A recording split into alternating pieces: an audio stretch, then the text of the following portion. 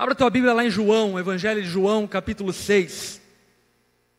Evangelho de João, capítulo 6.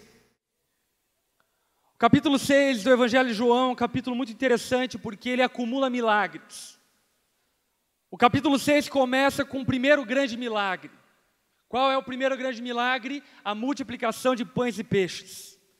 Jesus está com uma multidão numa região desértica. E lá naquela região desértica ele começa a ensinar, e ele começa a falar, e ele vai falando, e ele vai falando, e ele vai falando mais um pouco. Aí então os discípulos começam a ficar atemorizados. Por quê? Porque havia uma multidão, e aquela multidão começou a ficar com fome. E não é nem um pouco seguro e nem aconselhável estar com alguém no deserto quando se está com fome. Porque aquela pessoa começa a te olhar como um pernil rodando, ou um frango naquela cabine, sabe?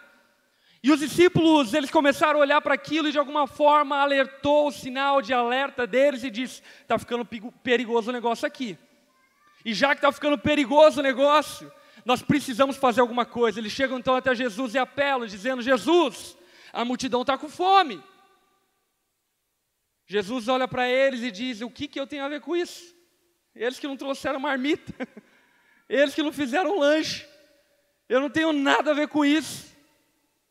Mas aí está a doce costume e hábito nosso de tentar culpar a Deus ou transferir responsabilidades a Deus que nos pertencem. Nós fazemos isso direto. E quando Jesus é indagado pelos discípulos dizendo: eles estão com fome, Jesus olha para os discípulos e diz o que para eles? Deem vocês algo para que eles comam. E aí os discípulos começaram então a vasculhar a multidão atrás de alguma comida. Eles fizeram uma descoberta incrível. Havia um menino no meio de uma multidão de 5.000 homens, sem contar mulheres e crianças. Havia um menino que a mãe tinha feito a lancheira dele, lancheira do Batman, e colocou lá na lancheira do Batman um peixe, na verdade 2 peixes e 5 pães. Provavelmente aqueles pães da Seven Boys ou Nutella, assim, sabe? Aqueles pães, enfim, de forma. Quem gosta de pão de forma? Com casca, quem que é macho aqui? Isso, glória a Deus, aleluia, com casca. Aí então, aquele menino foi encontrado com 5 pães e 2 peixes, foi levado até Jesus, eles chegaram até Jesus e disseram: Jesus, a gente achou comida. E eu fico imaginando que Jesus pensou: ok, acharam um açougueiro, acharam, sei lá, um padeiro. Mas não, Jesus, o que nós achamos é 5 pães e 2 peixes. Jesus olhou para eles e disse: e vocês acham que 5 pães e 2 peixes vai matar a fome da galera toda? Eles olham para Jesus e falam: é o que temos. Aí revela algo do coração de Deus que eu amo. Que tudo que Deus quer é aquilo que temos. Às vezes nós queremos entregar para Deus coisas que nós não temos e não devemos nos preocupar em tentar entregar algo que não temos. Devemos nos preocupar em entregar algo que temos. E aquele menino e aqueles discípulos tinham 5 pães e 2 peixes. E isso foi suficiente para que Jesus multiplicasse aqueles pães. E toda uma multidão comeu, mais de 5.000 homens. Todo mundo comeu, se fartou. Fizeram um brinde, cantaram: Jesus é um bom camarada, Jesus é um... Arrotaram francês, quebraram um prato grego, enfim. Aquela multidão ficou feliz. Por quê? Porque ela havia comido. E eu concordo com aquela multidão, porque se existe um momento no meu dia que me faz feliz, é quando eu como. Quem aqui é igual a mim? É por isso que o mundo está morrendo de obesidade. Exatamente esse motivo. Mas enfim, tirando esse fato, aquela multidão estava feliz. Por quê? Porque Jesus matou a fome deles. Jesus deu àquela multidão 5 pães e 2 peixes, deu um McFish para a multidão, todo mundo comeu, todo mundo ficou feliz, se alegrou. E Jesus continuou contando então as suas histórias, até que chegou a calada da noite. Os seus discípulos pegaram um barquinho, Pedro, Tiago e João, no mar da Galileia. Pegaram o barquinho e começaram então a navegar no barquinho. Jesus ficou do lado de cá do mar da Galileia, só para ostentar. Jesus é o cara que gosta de ostentar poder, para pisar na cabeça da sociedade incrédula. E ele fica do lado de cá, da beira do mar da Galileia, enquanto seus discípulos estão navegando, e Jesus, na alta madrugada, decide dar um rolê por cima das águas. E ele sai andando em cima das águas, vai trotando aqui, ó. Os discípulos olhando, tipo, o que é aquele louco correndo? E eles começam a ficar com medo, porque vamos combinar aqui, eu também ficaria com medo. Enfim, aquela noite meio tenra, provavelmente eles estavam ali conversando no barco sobre histórias de exorcismo, como a gente faz quando fica madrugada acordado, falando, lembra Jesus com aquele menino? Nossa, eu vi ele torcendo o braço. João, para de falar disso. E eles conversando sobre tudo aquilo, de repente aparece Jesus, todos eles ficam aterrorizados. Mas Jesus então está lá, bonito, andando sobre as águas. Pedro reconhece que é Jesus. E Jesus fala para Pedro, Pedro, vem até mim. Pedro, o discípulo encarnado. Aquele inconsequente. Os melhores discípulos que existem são os inconsequentes. Esses que são os caras, que nem Estevão. Tipo, vai para ser apedrejado. Qualquer pessoa chamaria ele de burro. Deus chama ele de homem virtuoso. E Pedro, inconsequente, sai do barco, crê na palavra de Jesus, anda sobre as águas, até que, enfim, você sabe, ele afunda. Então, chega no versículo 25. Jesus entra no barco, atravessa o mar da Galileia, e olha o que acontece no versículo 25 de João 6. Está aberto a tua Bíblia? Quando o encontraram do outro lado do mar. Aonde eles encontraram? Do outro lado do mar. Quem encontrou? Quem estava daquele lado do mar. A multidão é muito louca. Porque eles estavam aqui desse lado. Jesus foi para o outro lado. Aí eles pegaram um transatlântico no mar da Galileia, atravessaram para ir atrás de Jesus. Atravessaram para ir atrás de Jesus e encontrar Jesus. E aí então eles chegam para Jesus como dizendo, tipo assim, uma pergunta bem daquelas, eu não vou falar o que eu quero falar, mas, Jesus, como que você chegou até aqui? Eu amo o fato de Jesus ser sincero, honesto, franco e verdadeiro.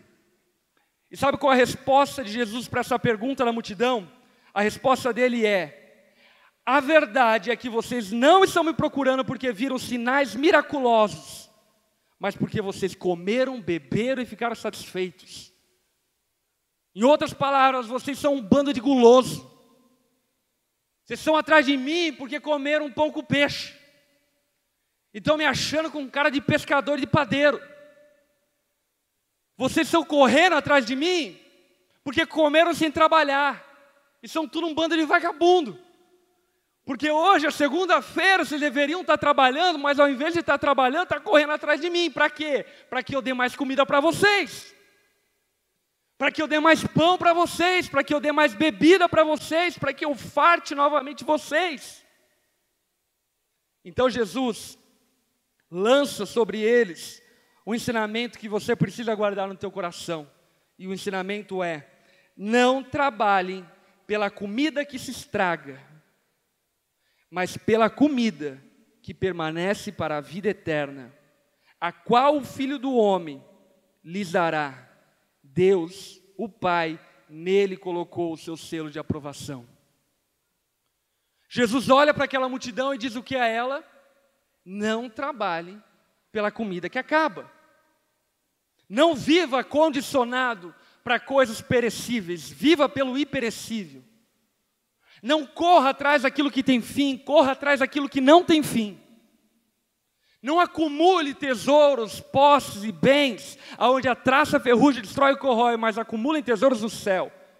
Valorize aquilo que é eterno e não aquilo que é terreno. Valorize aquilo que é celestial e não aquilo que é dos homens. Valorize aquilo que é espiritual e não aquilo que é natural. Valorize aquilo que é da parte de Deus e não da parte dos homens. Jesus está falando para aquela multidão que eles deveriam se preocupar em coisas eternas. Sabe por quê?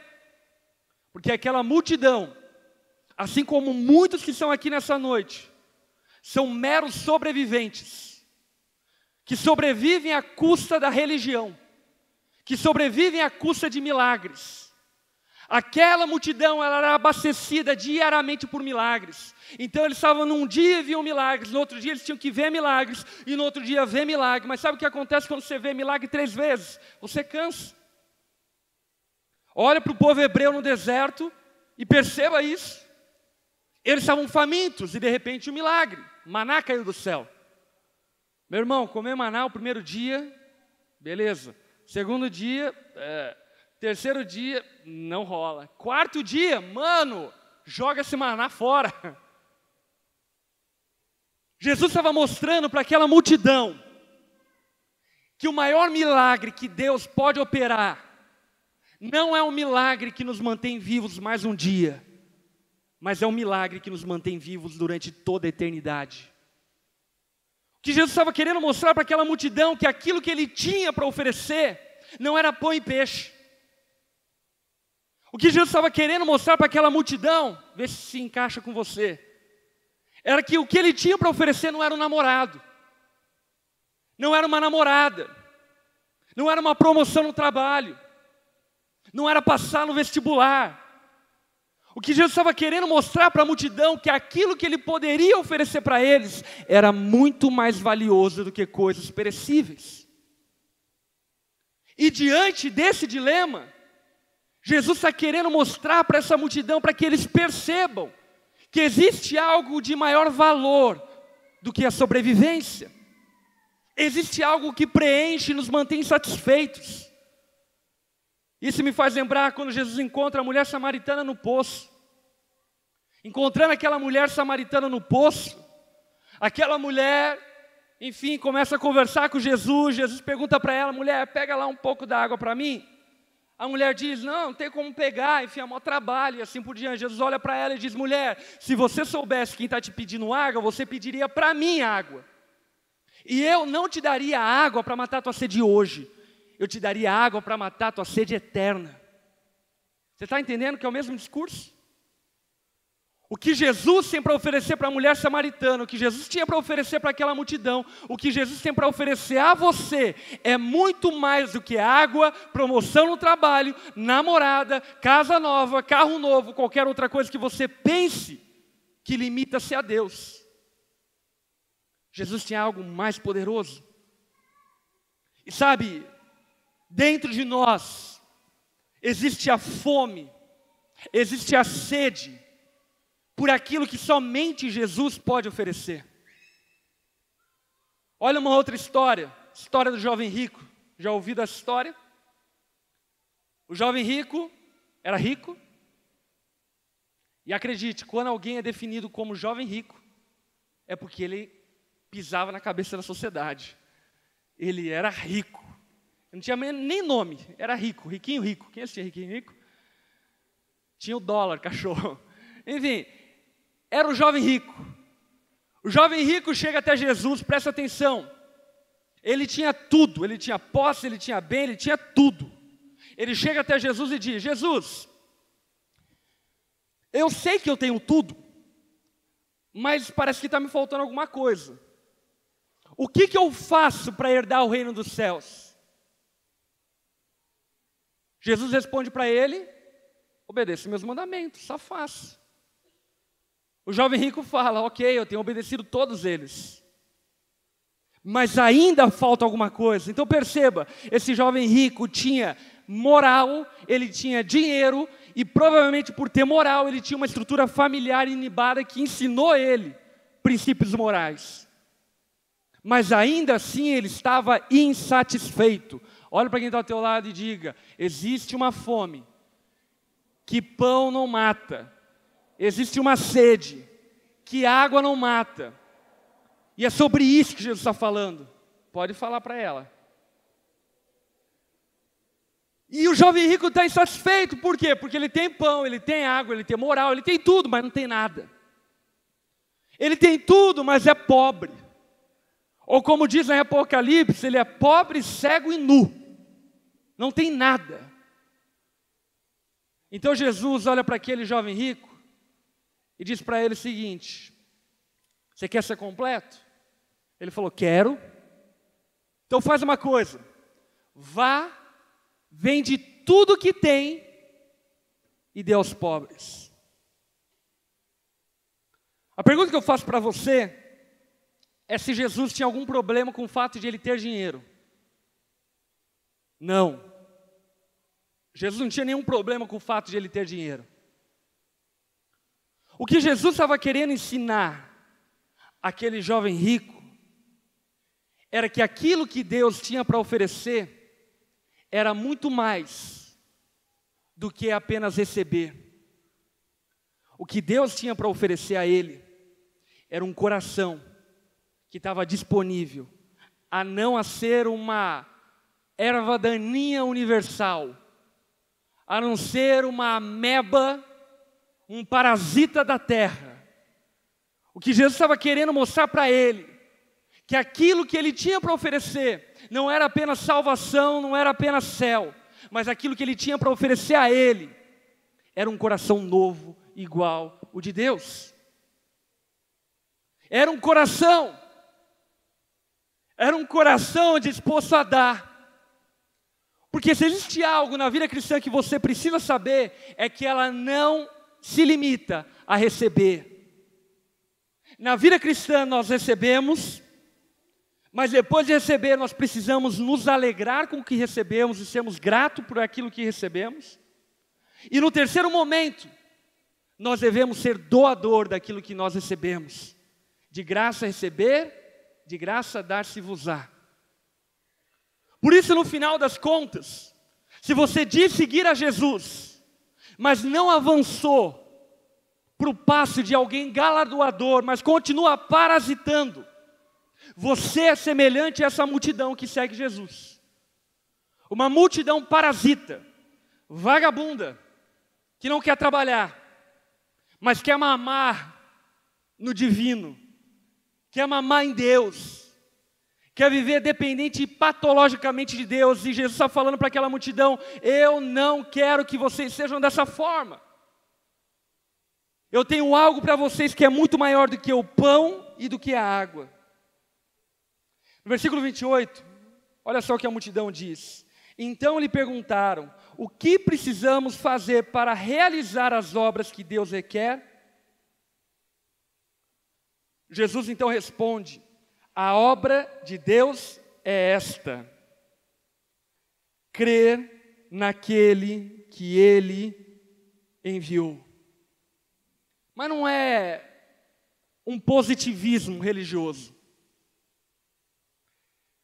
Crer naquele que o Pai enviou é crer em Jesus como Ele sendo a absoluta verdade. Deixa eu te fazer uma pergunta. Jesus é a absoluta verdade da sua vida?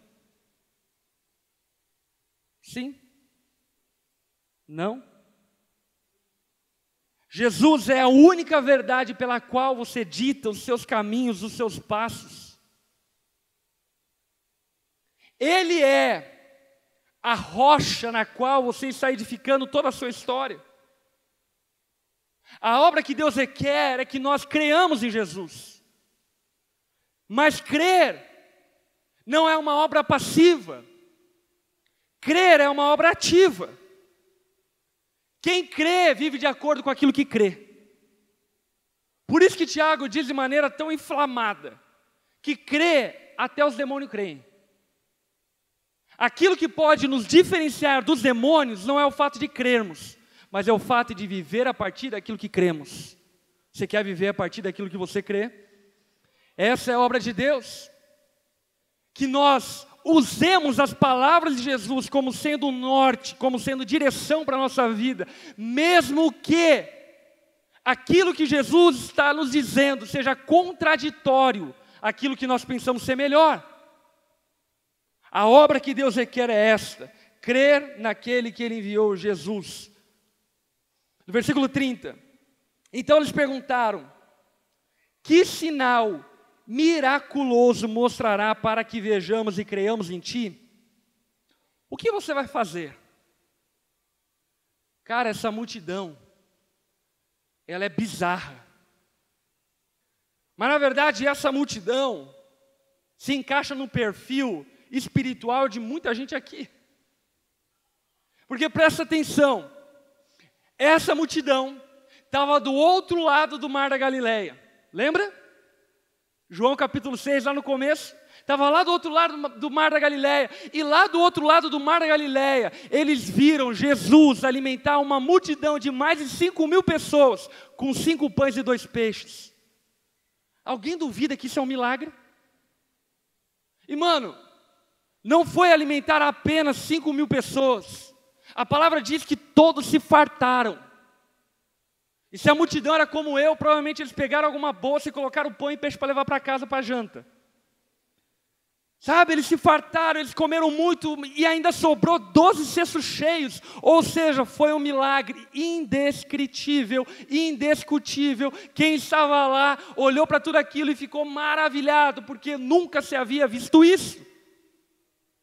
Mas se não bastasse, Jesus atravessa o mar andando sobre as águas. Alguém já viu alguém andando sobre as águas? Alguém já viu alguém atravessar um mar andando sobre as águas? No outro dia, Jesus encontra essa multidão, e essa multidão está falando para Jesus o quê? Jesus, que sinal miraculoso você vai fazer para que creiamos em Ti?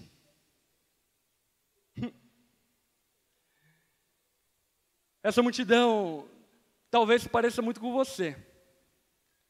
Jesus já te curou, já te salvou. Você já viveu coisas extraordinárias com Ele.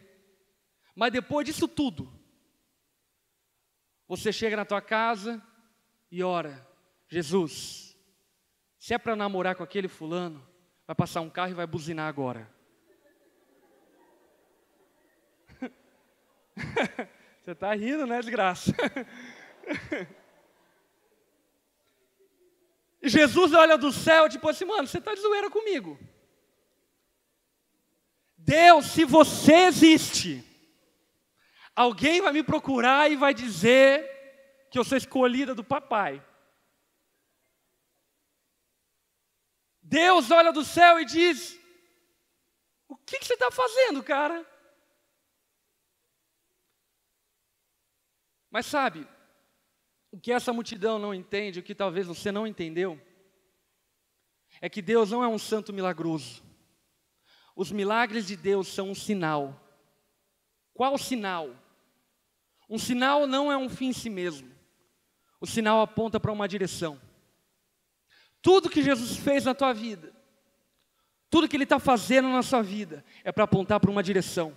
Não é para que você fique no milagre, mas é para que você se torne um milagre. Não é para que você fique estático, diariamente, semanalmente, à espera de um milagre. Soma após soma. Será Deus que hoje eu vou ouvir um arrepio? Senhor, se você existe, hoje no louvor eu vou chorar.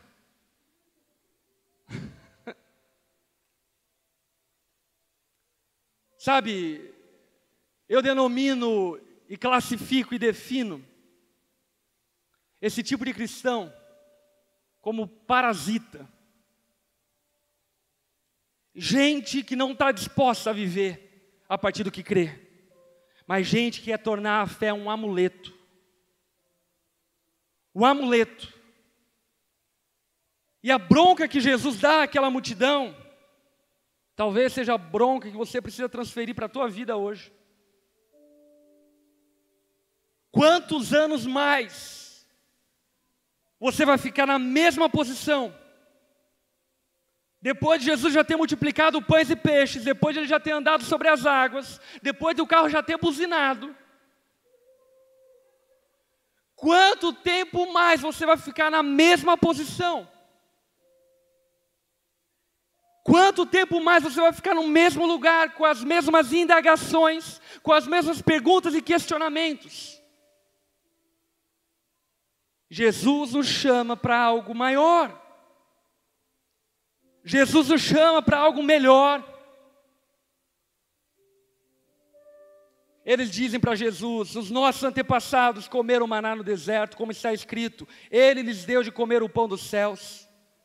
Declarou-lhes Jesus: digo-lhes a verdade, não foi Moisés que lhe deu o pão do céu, mas é o meu Pai quem lhe dá o verdadeiro pão do céu, pois o pão de Deus é aquele que desceu do céu e dá vida ao mundo.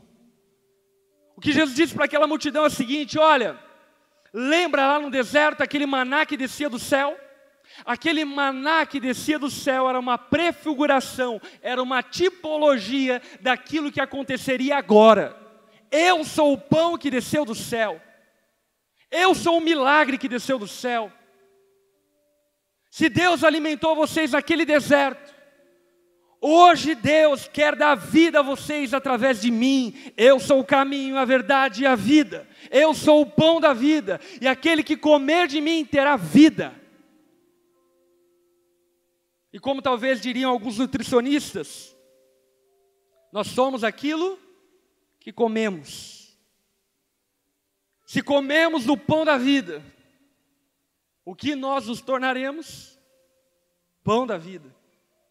Se tomamos da água da vida, o que nós nos tornaremos? Uma fonte de águas vivas para jorrar para a vida eterna.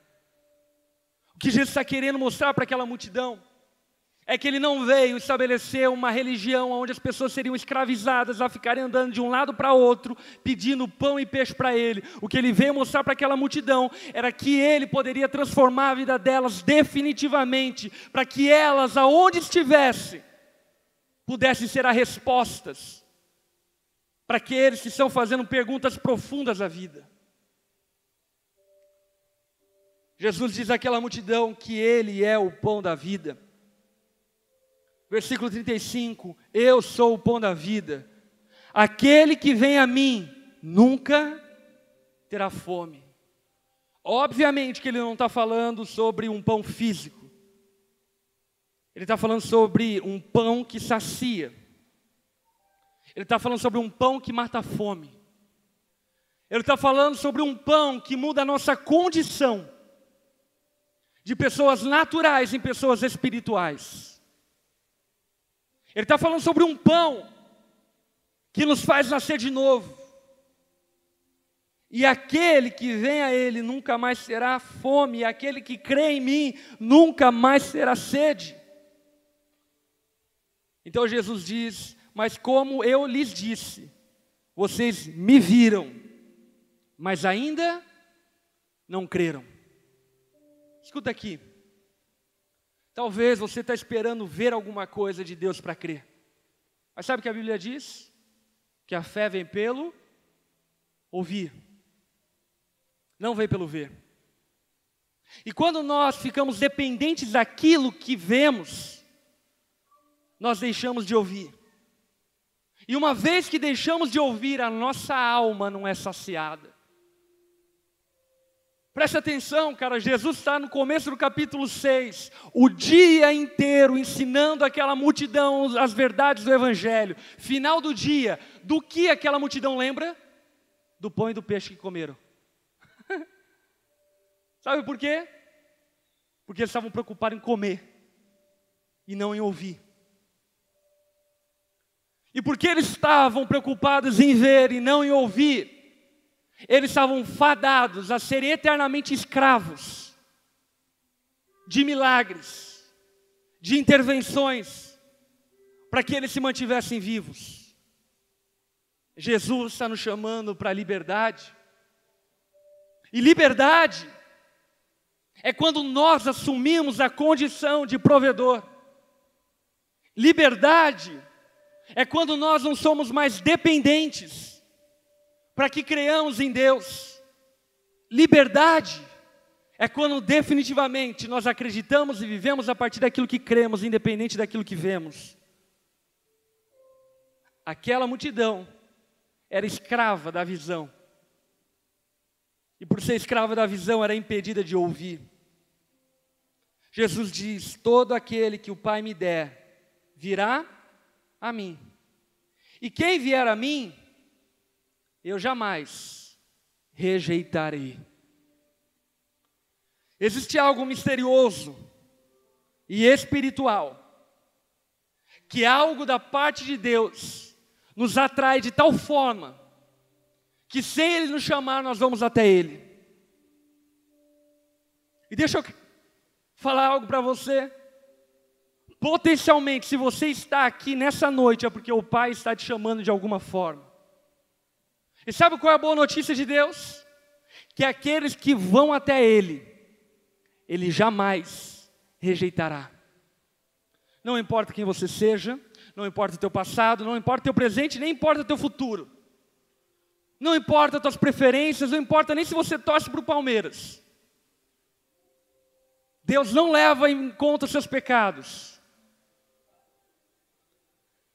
Aqueles que vão até Ele, Ele jamais rejeita. Ele jamais rejeita por um simples motivo. Porque aqueles que vão até Ele, Ele escolhe amá-los. Deus não gosta de você, Deus te ama.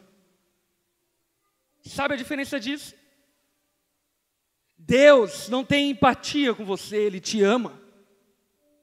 E por te amar, Ele não te rejeita. E talvez o grande engano que Satanás tenta lançar sobre a tua mente é pensar de alguma maneira que você precisa fazer algo para que Deus não te rejeite. Mas a grande verdade é que se você está vindo até Ele, Ele jamais te rejeitará. Posso ouvir um amém para isso? Versículo 38, Jesus diz: pois eu desci dos céus, não para fazer a minha vontade, mas para fazer a vontade daquele que me enviou. Jesus não veio para fazer o que Ele queria, mas para fazer o que Deus queria através dele. Jesus, Ele dizia, em alguns momentos do ministério, coisas como, por exemplo: Pai, até quando eu vou estar com esses cabeças de bagre? Até quando eu terei que suportá-los? No Getsemane, Jesus ora: Pai, se possível, afasta de mim esse cálice, mas contudo não seja feita a minha vontade, mas seja feita a tua vontade, porque eu não vim aqui para fazer a minha vontade, mas eu vim para fazer a tua vontade. Eu não vivo para fazer a minha vontade, eu vivo para fazer a tua vontade, para fazer a vontade daquele que me enviou. Sabe qual é a vontade daquele que me enviou? Que eu não perca nenhum daqueles que Ele me deu, mas os ressuscite no último dia. A vontade de Deus para Jesus é que todos aqueles que vão até Ele, Ele não perca nenhum, que Ele não rejeite nenhum, que Ele não deixe nenhum no meio do caminho, mas que Ele os ame até o fim. Talvez você se pergunte: mas pastor, e Judas Iscariotes não foi rejeitado? E a pergunta que eu te faço é: foi Jesus que rejeitou Judas Iscariotes ou Judas Iscariotes que rejeitou Jesus? Obviamente que foi Judas Iscariotes que rejeitou Jesus. Porque Jesus, mesmo sabendo que Judas Iscariotes era um traíra, ainda assim Ele pegou o pão, pegou o vinho, como fez com todos, e disse: pode comer, Judas. Eu te amo.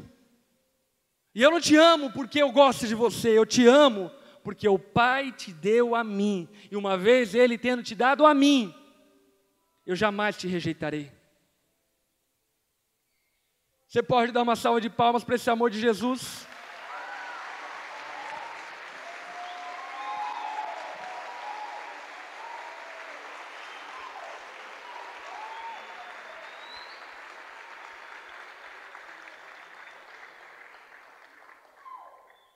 O amor de Jesus é fantástico, cara. Mas o que essa história toda está nos ensinando? Presta atenção. Não é acerca do amor de Jesus, mas é acerca do exemplo que Jesus nos deixou, para que nós façamos o mesmo. Quando Jesus fala sobre Ele ser o pão da vida, o que Ele está dizendo é que nós devemos comer Ele, e ser como Ele, viver como Ele. E para viver como Jesus, nós temos um primeiro grande inimigo. Sabe qual é o nosso primeiro grande inimigo? A nossa vontade. Cara, nós somos seres bizarros. Você não concorda comigo? A gente chega na igreja feliz da vida, abraça, bate foto, posta no Facebook, no Instagram e diz: minhas MAs até o fim. Aí a tua MA esquece de ligar no dia do teu aniversário, agora ela já não é mais a tua MA. E agora chegou o fim, agora estou endemoniada.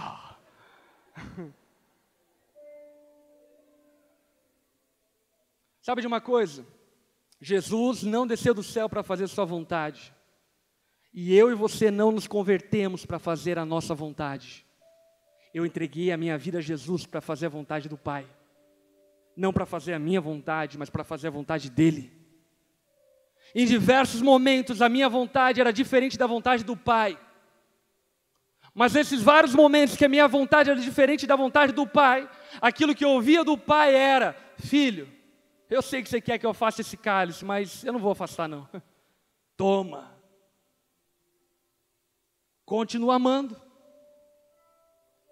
E a vontade do Pai, presta atenção, não é que você seja uma Frozen celestial, um santarrão das 7 galáxias. A vontade do Pai, qual é? Que você ame aqueles que Ele te confiou. Eu estou falando sobre família na fé. Estou falando sobre ser igreja. A vontade do Pai é que de fato nós sejamos igreja. E igreja não é uma plateia de entretenimento, igreja não é uma plateia de show, igreja não é um ambiente onde nós vamos para que de alguma forma parcialmente nós nos envolvamos. Não, igreja é família, e família a gente se envolve, família a gente lava a louça, família a gente briga, família a gente se perdoa, família a gente continua. Igreja é família. E a vontade de Deus é que nós aprendamos a amar uns aos outros. Deus não quer que você seja um parasita religioso. Você sabe o que é um parasita religioso? É alguém que fica andando de lado para cá, de um lado para o outro, vindo de igreja para igreja, de movimento para movimento, disso daquilo para outro, atrás de um novo milagre. Jesus está falando: chegou a hora de você ser um milagre, chegou a hora de você ser o pão, chegou a hora de você ser a água, chegou a hora de você imitar o que eu faço. Mas para imitar o que eu faço, você não vai poder fazer a tua vontade, porque a tua vontade é caída, ela é bizarra. A tua vontade é carnal.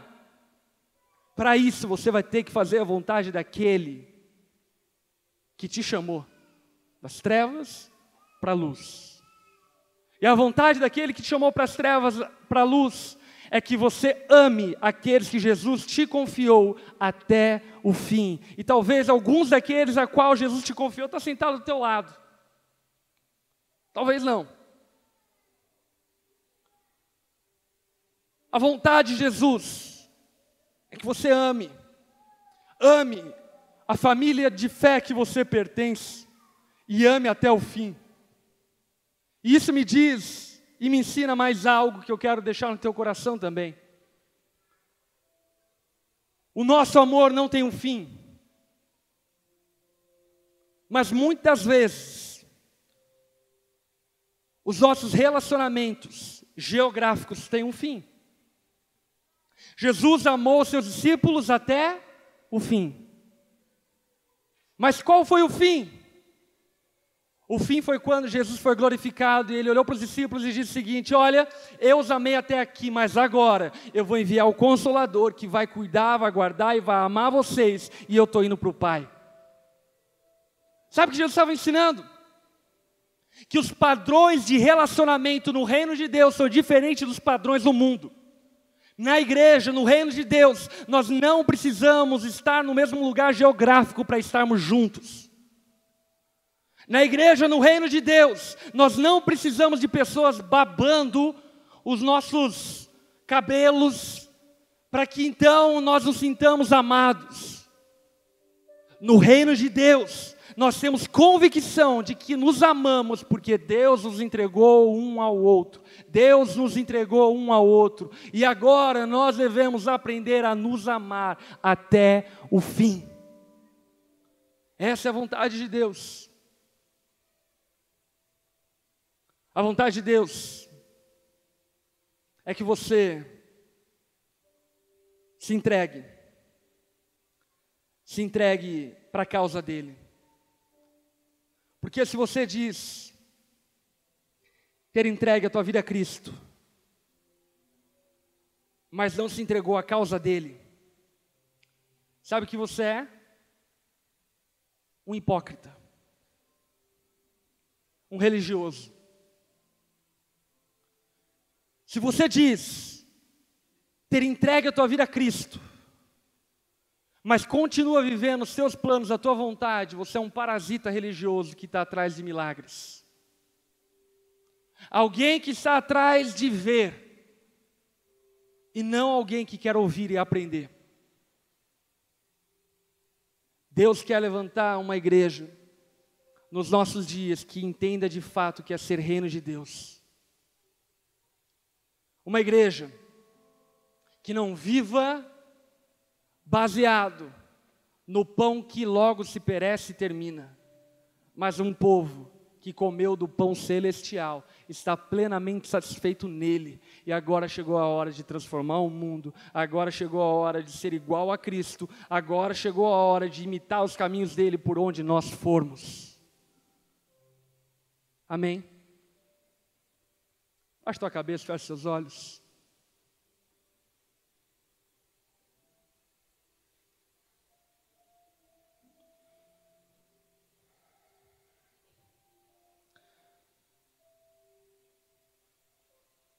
Eu sinto de Deus dar a oportunidade para algumas pessoas, nessa noite, verdadeiramente entregarem suas vidas a Ele. Entregar sua vida a Cristo é tornar Ele, tornar as palavras dEle, o seu norte, o seu guia, a sua direção, a única verdade. Entregar a vida a Deus é decidir viver por aquilo que você crê e não por aquilo que você vê. Eu creio que existem pessoas aqui nessa noite que estão sendo atraídas pelo Pai. Eu quero dizer para você que Jesus quer te satisfazer por completo. Sabe, o que Ele tem para você não é mais uma balada de sábado à noite, o que Ele tem para você não é mais um chapo de algum tipo de droga, o que Ele tem para você não é mais um rolezinho, uma namoradinha, o que Ele tem para você é algo que sacia a tua eternidade, mas aquilo que sacia a tua eternidade é se alimentar de quem Ele é.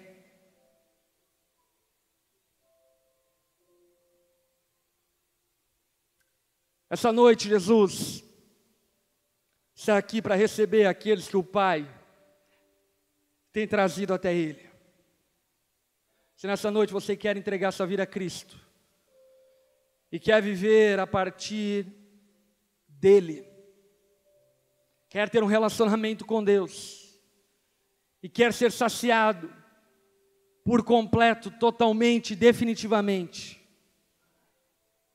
eu quero te ajudar a fazer isso. Aí no seu lugar mesmo, se você quer tomar essa decisão, eu quero te convidar a fazer uma oração. Repita comigo essa oração, diga essas palavras para Jesus, fale assim a Ele. Senhor Jesus, nessa noite, eu entrego a minha vida a Ti e faço de você o meu alimento. Eu quero viver a partir das Tuas palavras e não mais a partir do pão que eu como ou da água que eu tomo.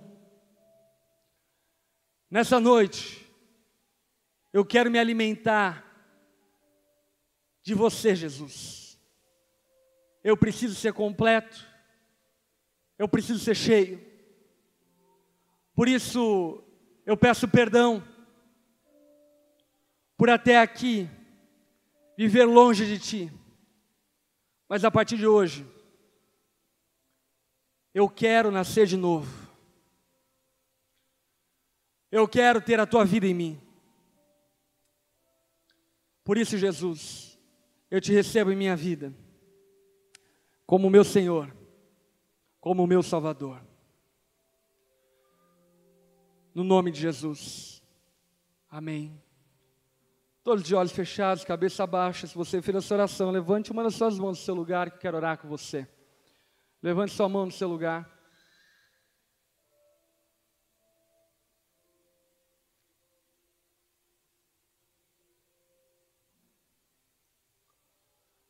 Amém. Todas essas pessoas que levantaram a mão, fiquem em pé no seu lugar.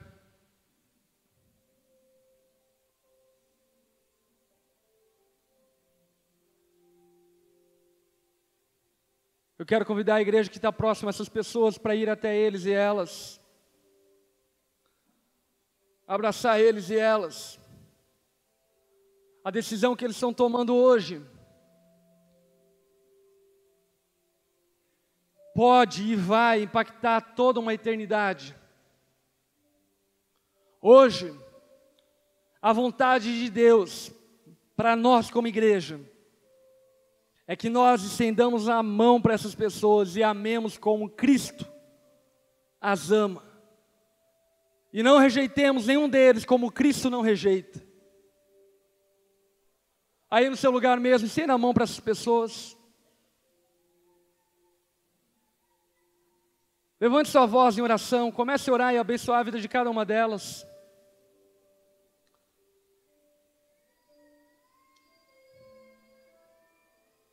Ó Pai, abençoa, Senhor, a vida dos teus filhos.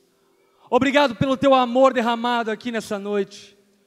Obrigado pela tua indiscutível graça, que tem nos alcançado, que tem nos transformado, que tem nos mudado, que tem nos feito mudar de dentro para fora.